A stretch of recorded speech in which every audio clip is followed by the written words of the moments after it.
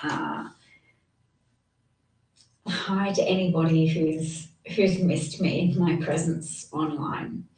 My name's Davina and I broadcast on a range of political topics, but typically to complain about the resurgence of hypernationalism around the world.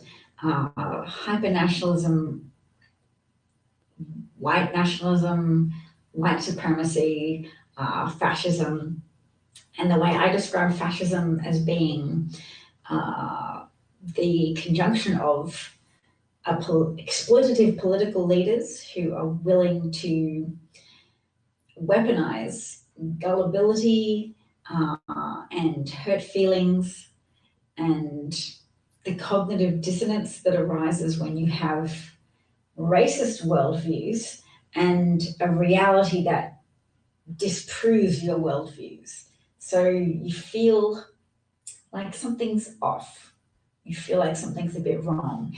And a racist, exploitative con artist comes along to tell you, well, I'm the only person who'll tell you the truth. And the truth is that you're super special and you were right all along. And white people are better than other people. And they should be able to build a wall and exclude migrants and blame migrants for everything and point to data points of migrants committing crimes and say, see, our sacred trusters, the guardians of this country has been violated and we must exact a cost for this betrayal by enacting a ban based on religion, such as Trump's Muslim ban, or build a wall to prevent people of Mexican background coming through because they're all criminals of some description, as Trump argued in his campaign for the presidency in 2016. All of which is a type of fascistic pandering to the worst parts of human nature. And the worst parts of human nature when you felt affiliated with a dominant societal majority and you felt very catered to with an electoral college system and many gerrymandered districts that have given self-serving, lying Republican leaders too much power for too long. Power that they have wielded in a pseudo-populistic manner. That is to say, a manner that hurts people and leaves them too angry and too confused to actually think clearly about what is causing them harm and why. And a lot of Republican policies or a lot of Republican obstruction of pro-social policies have brought harm to American families, individuals, businesses, and communities. And it's not good enough for us to just wash our hands and sit in our frustration and say, oh, well, suffer the consequences of elections, because there's a lot of people in Republican-dominated states that don't deserve it, don't deserve to have, say, Republican governors that ban mask mandates, that cause untold suffering, cause the orphaning of children, cause harm to children, cause the what amounts to a denial of service attack on the American hospital system because of the deluge of unvaccinated patients taking up ICU beds in hospital wards. And that means you can't get an ICU bed or your elective surgery has to be postponed, even if you don't have COVID. If you've had a heart attack or a stroke, or your child's been involved in a car accident, or your pregnancy has complications, you are really in a bad position and may need to be airlifted out of state because of all of the packing of hospital beds in Republican-governed states, where vaccination rates are low because of Trump's championing of a type of attitude that could best be described as medical antagonism, being antagonistic towards the medical establishment just because you've thrown your emotional lot in with an anti-establishment political candidate, and now your stubborn butt is sticking to your guns, literally and figuratively, and backing a president who lost an election in no small part because of his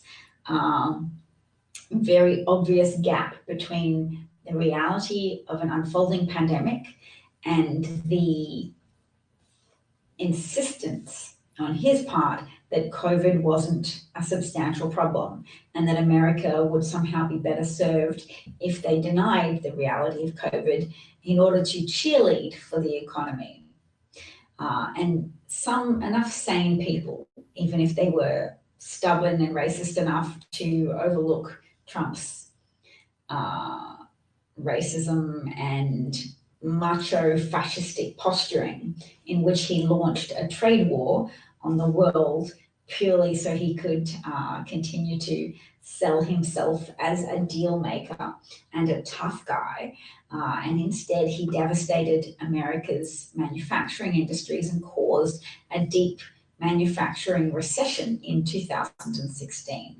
A recession that he then covered up by so purposefully mishandling the COVID response that caused an even deeper and more broad recession that he could then say, well, who's to blame for that? Clearly China, not me, not my trade war, nothing to see here. So some of my followers have turned up. Better World says, hi Dav, hello to you. And Phil has turned up saying remdesivir will pull the Texas governor through. Sad, really. Here is access medicine, which Republican followers won't get. Yes, well, the Republican governor, Greg Abbott, will probably be fine. He's been vaccinated, and at least he was publicly vaccinated, but he's chosen to underplay or downplay that information and instead trumpet, what is it, Regeneron. Regeneron is the anti-clonal the monobody anti-clonal drug that is supposed to be used for people with a significant or severe case of COVID, whereas Governor Abbott pretends to have no symptoms at the moment, which may or may not be true. But in any case, highlighting really expensive treatment options that you have possibly invested in whilst opposing non-pharmaceutical interventions such as mask mandates, which do work to keep everybody safe when people wear them properly and a majority of people wear them. If everybody wears masks and they can operate both protectively, self-protectively and protectively of other people, then researchers say that's a very good way to reduce transmission whilst you buy your community time to get vaccinated, and then potentially to have a vaccine booster once you've hit 8 months past your last vaccine dose. It's likely that the CDC will follow Israel's footsteps in terms of giving out booster shots, because particularly in areas of America where elderly people were responsible and got their vaccine as soon as they could, that the strength of that vaccine seems likely to wane in the context of flourishing new variants of the vaccine and perhaps a diminished antibody response to the vaccine over time. Although scientists are still emphasizing that vaccine-acquired immunity appears to be stronger and more effective than naturally acquired immunity. And naturalistic fallacies are strong with a subset of the population on the alt-left hippie side, but strongly with the pro-Trump, anti-establishment, medically hostile people, the kind of people who are disagreeing with and shouting at medical professionals who tell them they're infected with COVID. And some of those Trump-affiliated, Trump loyalists are actively being hostile and attacking the doctors and nurses who are trying to help people in hospital who haven't been vaccinated and don't believe COVID is real and believe in some kind of hyper-individualism whereby all that matters is your freedom and your freedom is completely detached from any kind of mutual responsibility or any kind of obligation to attend to your freedoms. So I've been talking only for a few minutes. How long have I been talking for? 10 minutes. But I am really tired and I'm moving again tomorrow.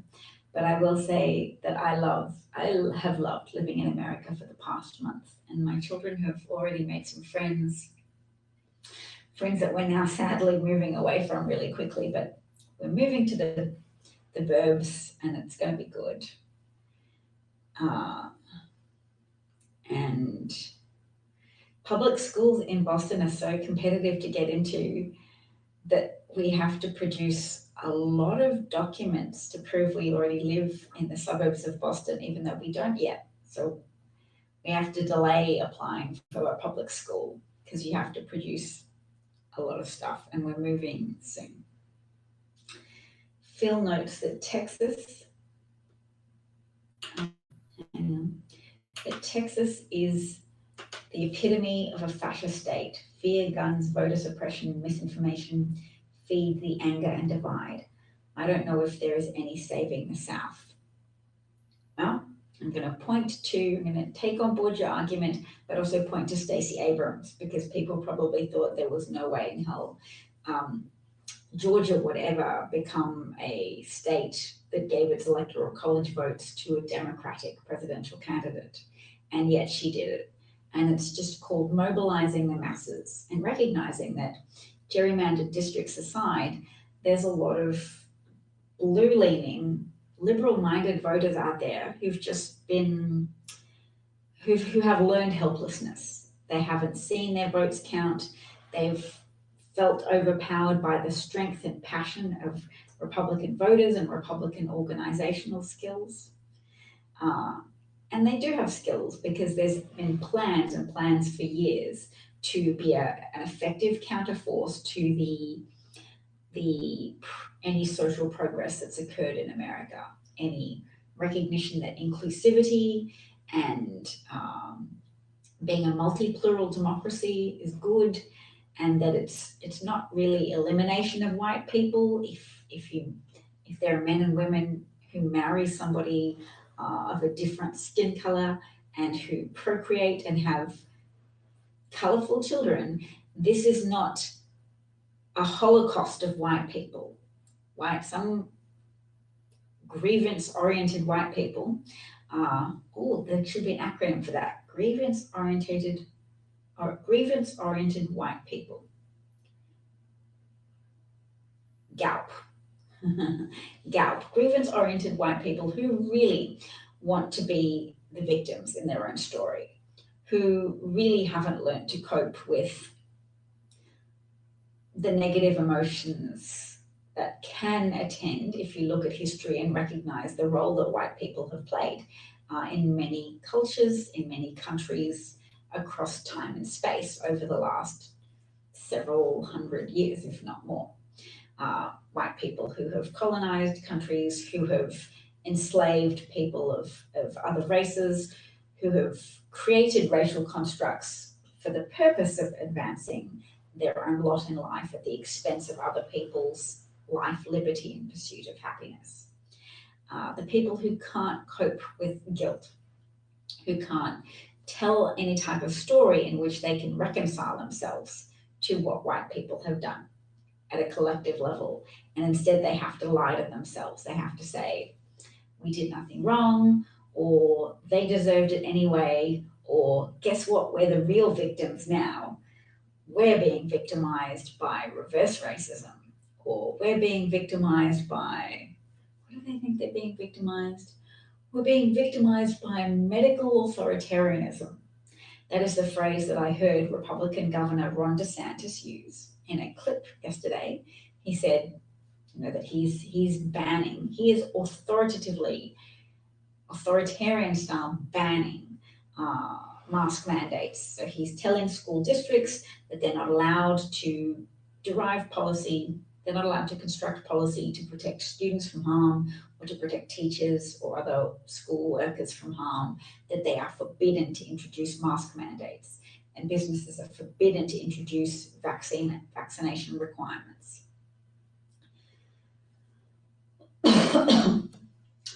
Oh, Phil suggests that we go and visit Salem, Massachusetts. My daughter will love the witch trial story. She probably will because she's adorably creepy. And Bears Neck in Rockport, Massachusetts is a great getaway. Okay, I'll take a photo. Oh, I have a new follower on Twitch. So I'm going to say thank you to that person. Hopefully it's not a hate follow.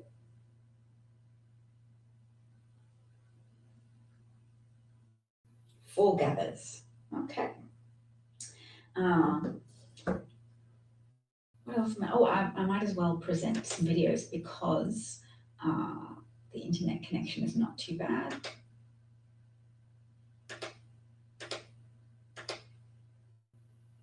This is the night before Governor Abbott tested positive with coronavirus, apparently, at the Republican Club Heritage Ranch meeting tonight. So it does look pretty busy. Let's see if you guys can see what I'm seeing. Yes. Put myself up on the screen. This is going to be a reaction video. Me watching a bunch of unmasked, probably or possibly unvaccinated white Republicans.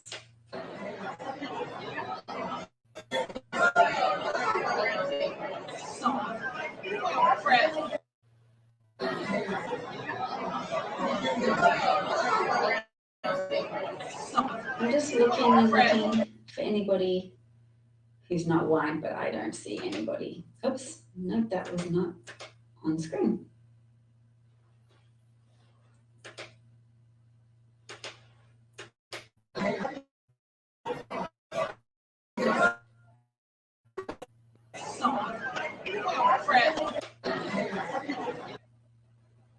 There you go. So that's got 1.9 million views, presumably because Governor Abbott has coronavirus now. So they want to see who was mixing with him, and there's some element of Schadenfreude in seeing a Republican governor who has gone out of his way to put children to danger and other people to danger. Phil says it's great seeing you. I'm glad you're here now. Thank you, Phil. I'm glad to be here too. Glad to be on the ground, seeking ways to fight for liberal virtues or civilization virtues. I believe that our reluctance, our collective pathological delay with regards to climate change is just a function of humanity being like children saying, I can do it by myself. I can do it by myself. Until you realize, no, it's a systemic problem. We need to work together. We are stronger together. And I'm not just sitting back waiting for humanity to reach a tipping point, a critical mass of people who recognize that urgent action is required with the climate crisis. I'm going to be part of that movement to help people make a moral recognition of the type of problems that are besetting us as humans and as groups of humans grouped together in societies, in countries, in local communities, in our own families. Because under Trump, a lot of families became much more obviously pitted against members of their own families because people have taken different paths. And they're not just different valid variations of opinions. They're the Pied Piper of disinformation. Donald Trump led people off the beaten track of any semblance to reality. He led them off the path of racist wishful thinking, whereby their feelings got made whole by someone who validated their worst ideas about the world and their worst ideas about getting to blame other people and walking away from all their shame and anger and fear about their own lives into a tidy, simple, neat explanation that it's all Mexicans and that a wall will solve things. So having something that you believe in as a solution, whether it be Jesus saving you from sin or whether it be a wall keeping out bad people, to have one answer to cling to means you don't necessarily need to see the wall built. You're not looking for resolution. You're looking for the soothing totem of an answer in your life. The Trump supporters don't care that he didn't really build the wall. They don't care that there were private projects that ripped off Trump supporters and took money from them. They're happy to be the mark. They're happy to be the victims of a con artist because all of that is preferable to dealing with their anger, fear, and sadness and guilt. And all of that is preferable to recognizing that they were gullible and that they were fooled by a con artist. They would rather intensify the harm that they do to others. They'd rather spread anti-vaccination propaganda than admit that they were wrong about Donald Trump and that he did inflict a pandemicide upon the American people, that he was homicidally negligent from the beginning of January 2020 and earlier, because he was receiving the billion-dollar byproduct of America's well-funded intelligence agencies that were telling him there was an airborne disease in China. We know he knew that. We're fortunate enough to his journalistic conversations with Trump, and Trump in private was happy to admit that COVID was airborne, that COVID would affect young people as well as elderly people, and that airborne diseases are harder to avoid than diseases that are spread by touching contaminated surfaces, because you can avoid touching things, but you can't avoid breathing. Phil wants to know, he says, Republicans are killing their voters, hard to make sense of it. I can give you a few insights that might be helpful to you, Phil, and anybody else listening.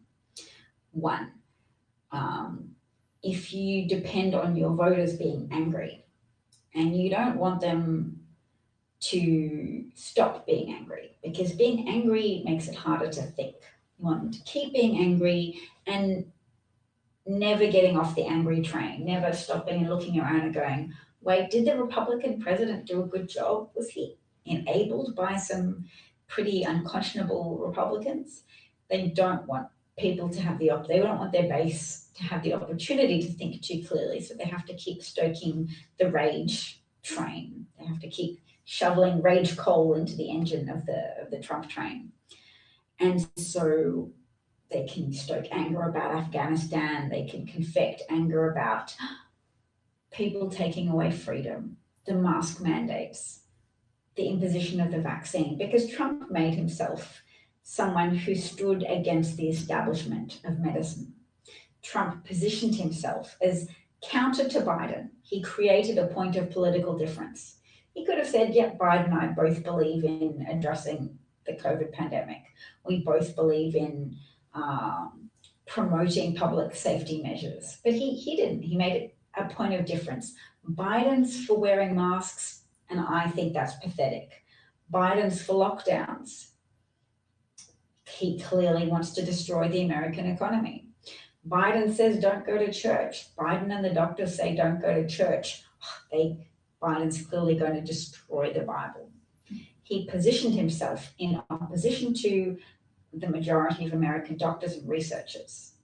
And Trump supporters who identify with Trump, who believe that he's the only one with the courage to say the racist things that they believe, the courage to acknowledge their fears of other people from other countries.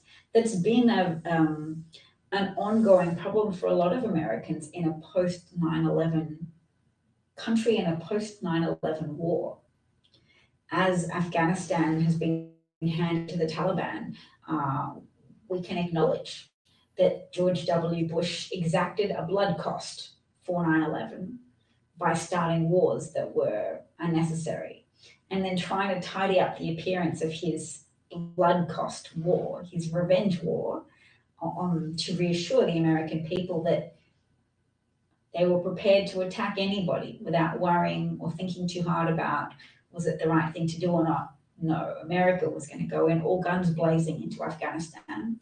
And when they didn't find Osama bin Laden, the bow on that deceit was to say, oh yeah, we weren't really just killing people for the sake of it to prove that we're tough people. We were nation building in Afghanistan, so we're going to stay there to help build that nation. And that nation has been built. It's was beautiful, modern, pro-women and more inclusive society, but it was built in the context of a country where there was not adequate levels of support to oppose a well-funded, a Russian-backed, well-funded,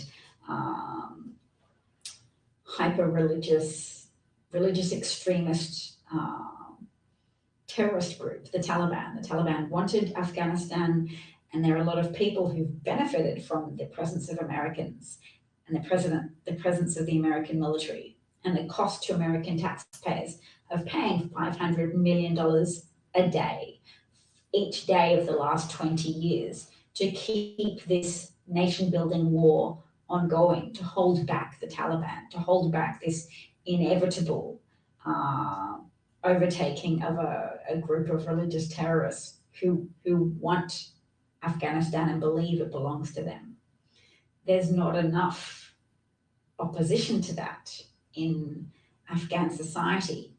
There's not enough opposition to the forces, the combined forces of religious Muslim extremists, Russia, China, all of the forces that have organized themselves in opposition to a more modern, civilized, pro-female education, pro-female employment, pro-modernity society in Afghanistan.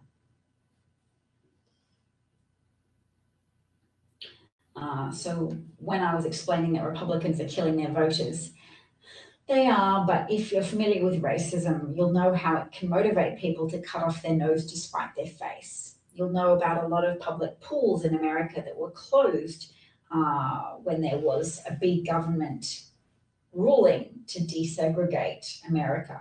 And rather than share public pools with Black people, a lot of white leadership chose to close pools down so that no members of the public could swim in a public pool, rather than tolerate a situation in which white and Black bodies would share the same water in the same public pool.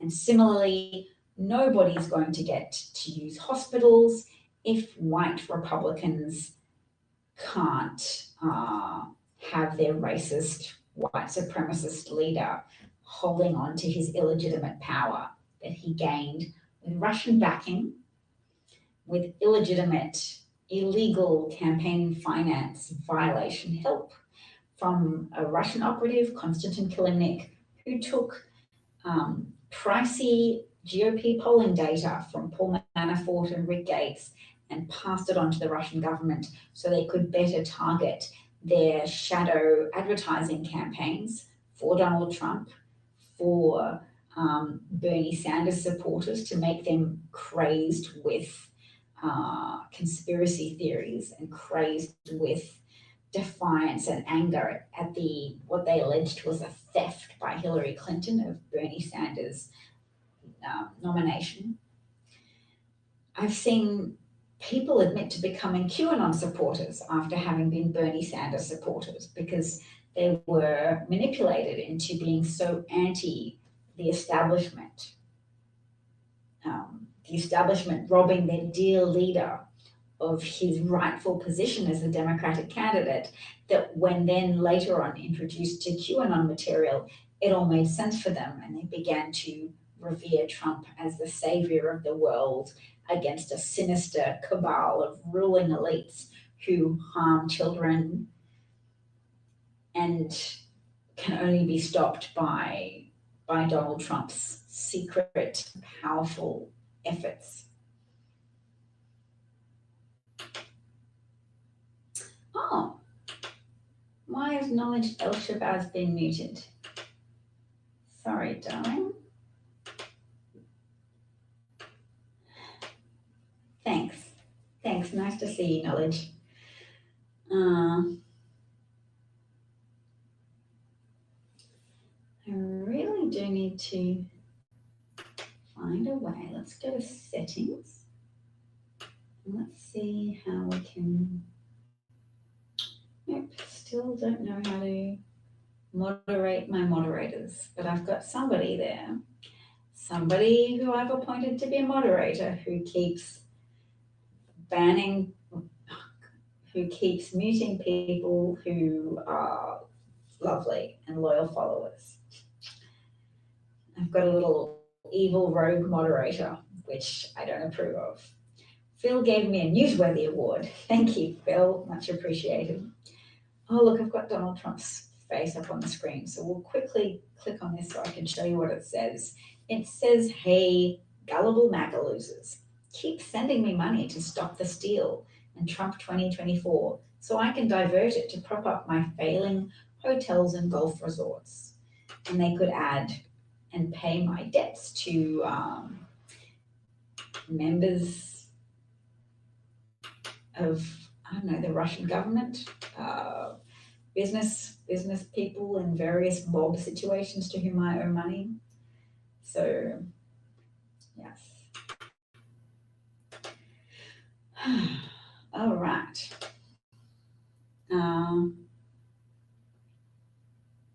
Let's get Trump's face out of the way. Senator Ben Sasse has apparently said that Afghanistan, the current situation is worse than Vietnam. And he says, are you insane? 58,000 of our men and women died in that war. Millions of the enemy and our allies perished. Then you need to pick up a history book and stop being an uneducated fool. Now here is Trump, which I am just going to share this. I know he's the former guy and we don't like him, but he has managed to say a sentence on Sean Hannity to say that he would like people to get the vaccine. Phil notes it works and that's what's sickening. Mr. Pillow and Trump, the grift doesn't stop. Absolutely, the grift doesn't stop. Grifters going to grift, fascists going to fash. And the question for us really is how much energy can we muster to be vocal in our opposition, to be effective in our mobilization in opposition to fascists, to the kind of patriots who lie about what they're doing and why, who cheat, who deceive, who manipulate, who bring about destruction wherever they go, whilst catching people who want to be patriotic, whose motivations are tainted with the fact that their idea of what America is something that belongs to white people. The kind of white people they affiliate themselves with, which is typically white Christian people.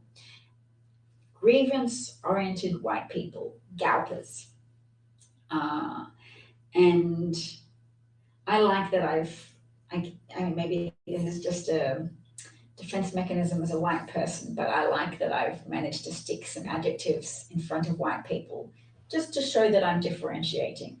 Not all white people have a racist predilection for believing white supremacists like Donald Trump and Mike Pence and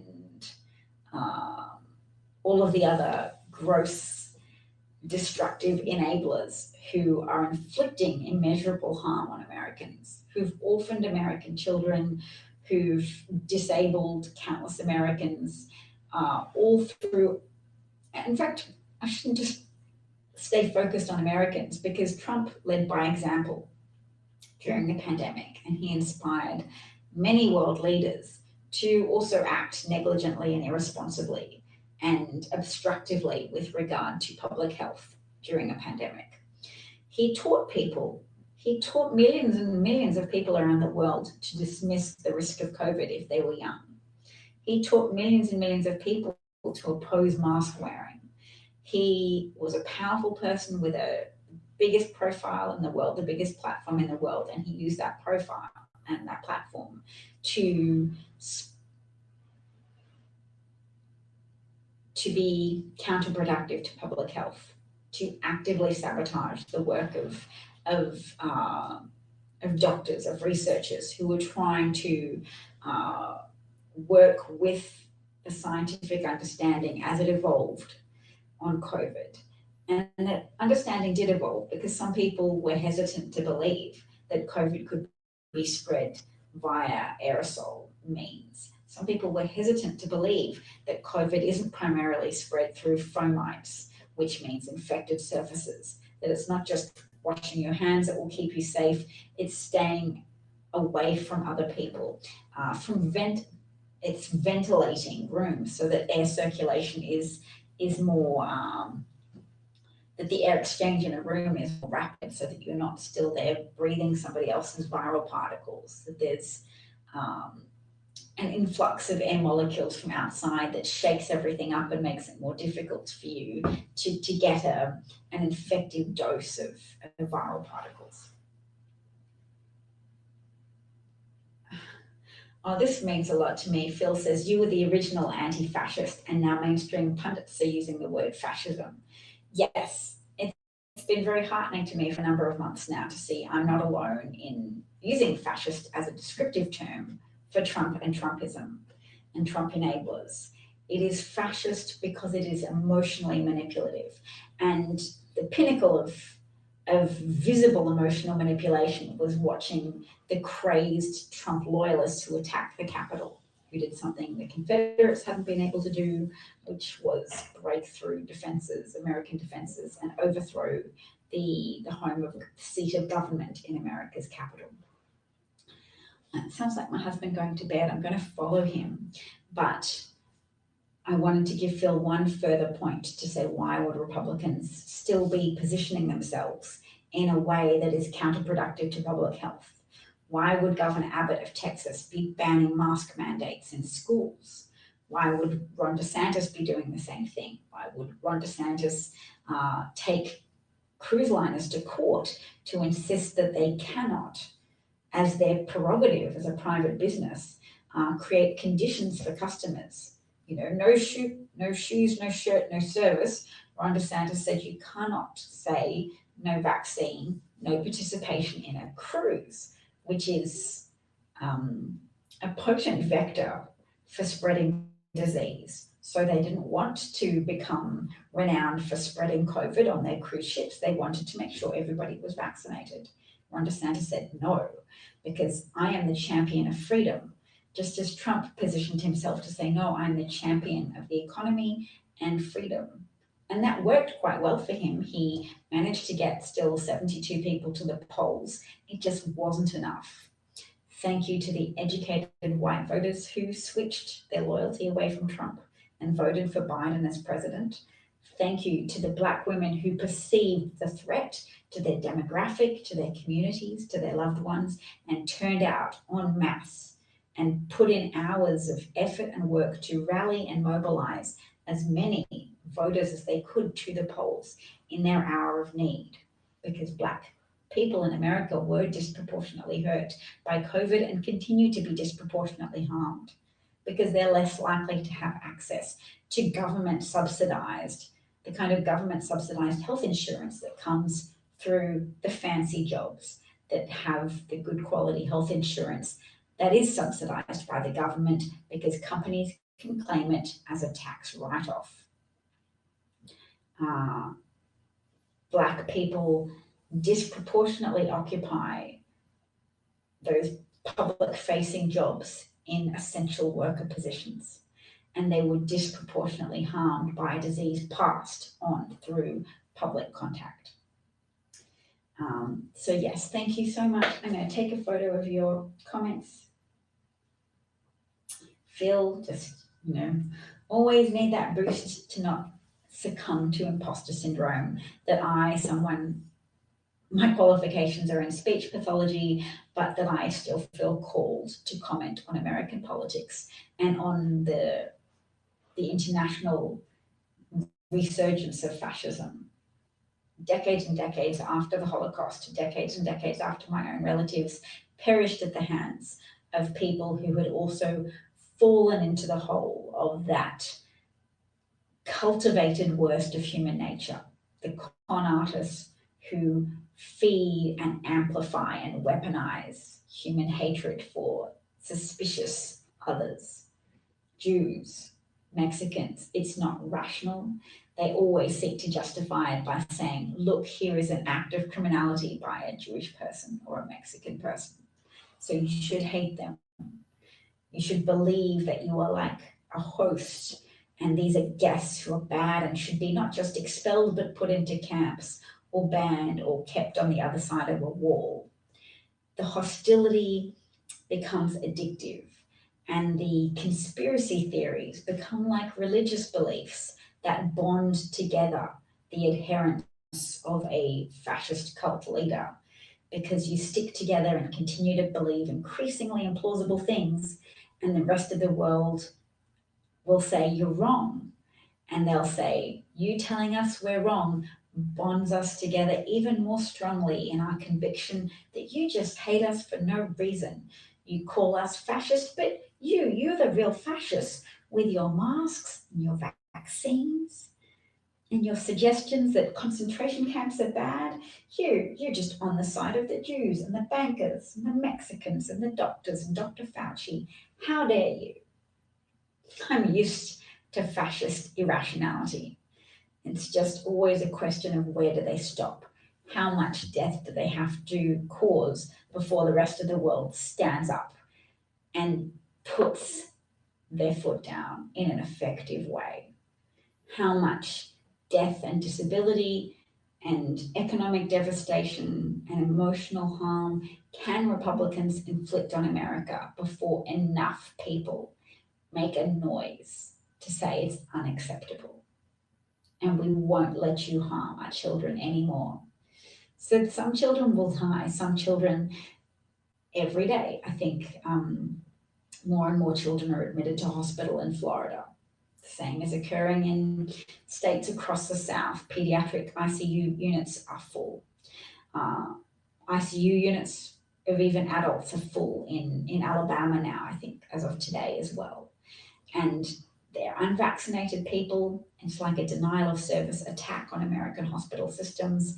Republicans are seemingly propelled by a desire to make America suffer so that then American voters reflexively vote out the political party in charge at a federal level. Pseudo-populism, cause pain and then deliver effective mass-produced propaganda to say, we know your enemy. It's them. Wasn't us. We didn't hurt you. Don't look at us. Just remember who we've been telling you is the cause of all your problems. Remember, they want to take things from you. The migrants want to take your jobs. The mask mandate doctors and health officials want to take your freedom. Everything's always take. It's always hyper exaggerated crises to make people so angry they can't think clearly. And they build on people's pre-existing predilections for being suspicious, racist, and fearful of visible signs of difference.